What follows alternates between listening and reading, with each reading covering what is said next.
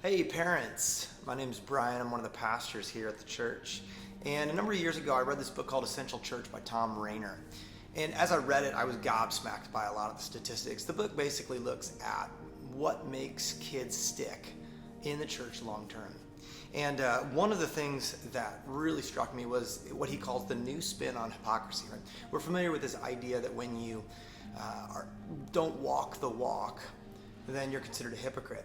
But one of the things that Rainer discovered was that it's as important, if not more important, for parents to talk with their kids about their faith. That is, they have to talk the talk.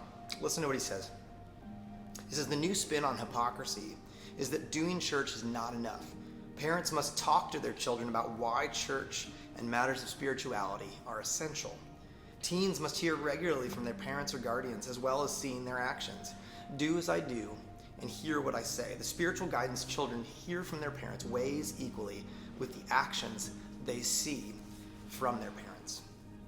We need to be talking with our kids about our faith. Now, this can be intimidating. We realize that. So there's two new initiatives that we're doing to help make this easier, maybe take away some of the intimidation. The first is that we are starting a new 3-year cycle with the Gospel Project. For some of y'all, you're familiar with this curriculum. We've been using it.